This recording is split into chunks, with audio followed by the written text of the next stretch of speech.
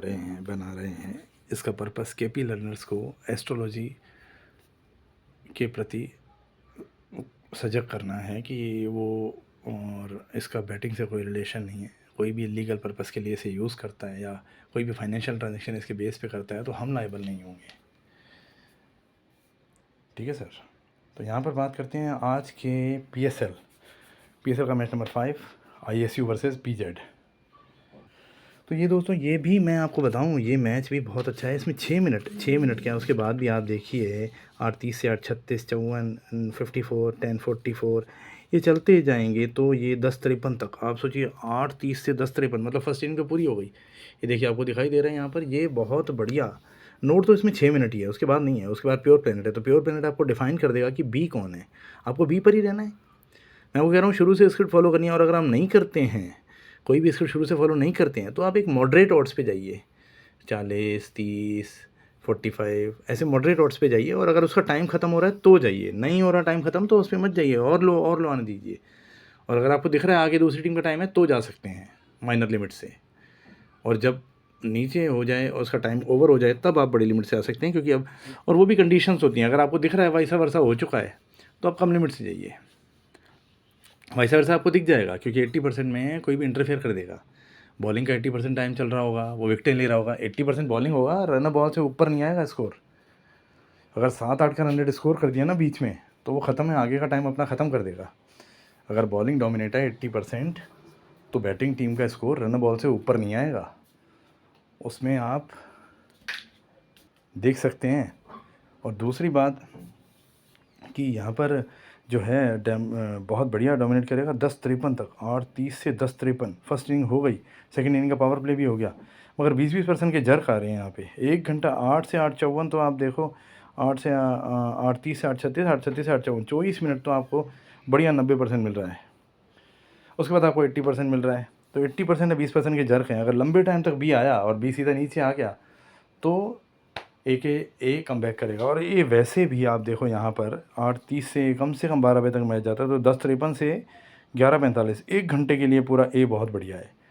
तो ये इवेंट तो बहुत बढ़िया होने वाला है, बशर्ते इसमें वैसा वर्षा ना हो। वैसा वर्षा हुआ तो आगे का टाइम कम हो जाता है, इसीलिए हम पहले उसी पे बिठाते हैं जो डोमिनेट कर रही है। कि वैसा वर्षा हो भी जाए तो हम ट्रेडिंग में थोड़ा कम रह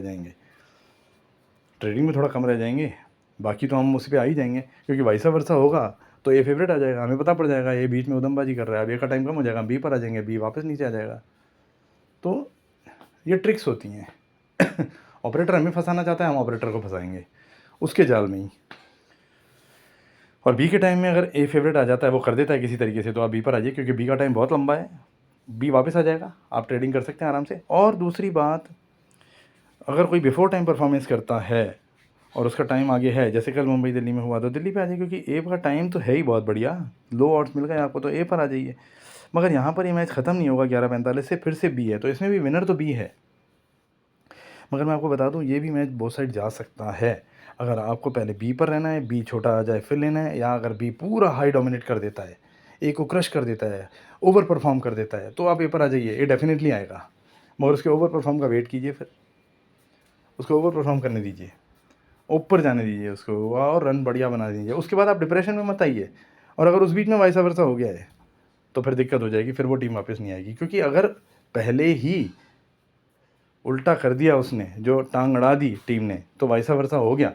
अब उसने, आप जैसे कल का मैच देखिए, एलक्यू और क्वेटा, उसमें 4 ओवर 34 रन बन गए, एलक्यू प्रूव हो गया बी, और बी छोटा आना था, ठीक है। मगर उससे पहले क्वेटा ने तंग किया उसको, तो बी के जोन में ए आया कि नहीं। उसके 3 ओवर में 18 रन ही थे और विकेट भी था, तंग किया। विकेट एक ही था, कन्वर्स थ्योरम पे गए, क्योंकि देखेंगे हम कि विकेट एक ही है। अगर ये 80-90% बी का होता, बी क्वेटा होता, तो विकेट और भी आते, मगर नहीं आ रहे, रन रेट बढ़ गई पहले से। तो मतलब वो जो था इंटरफेयर था, क्वेटा ने पहले ही इंटरफेयर कर दिया। तो अब वो कहाँ से आ जाएगा, उसका टाइम तो वहाँ कम हो गया, क्योंकि वैसा वर्षा हो गया तो उसका टाइम कम हो गया। आपने कल भी देखा, टाइम से पहले परफॉर्म किया, टाइम से पहले ही परफॉर्म हुआ क्वेटा का एक तरह से, और टाइम से पहले ही परफॉर्म हुआ दिल्ली का एक तरह से, तो वो दिल्ली भी गायब हो गया। तो ये चीज़ें आपको देखनी होती हैं कि कौन किस में इंटरफेयर कर रहा है। इसीलिए हम कहते हैं कि पहले जो स्क्रिप्ट है उसी पे रहिए। और नहीं समझ में आ रहा, बिल्कुल नहीं आ रहा, तो आप छोड़ दीजिए, कोई दिक्कत नहीं है।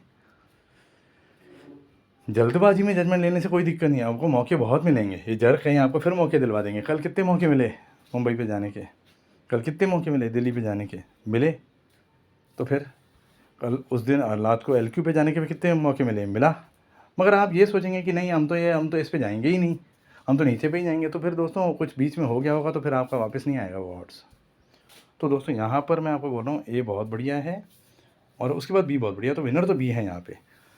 मगर बस B बॉलिंग बनता है या B बैटिंग बनता है, ये आपको देखना है।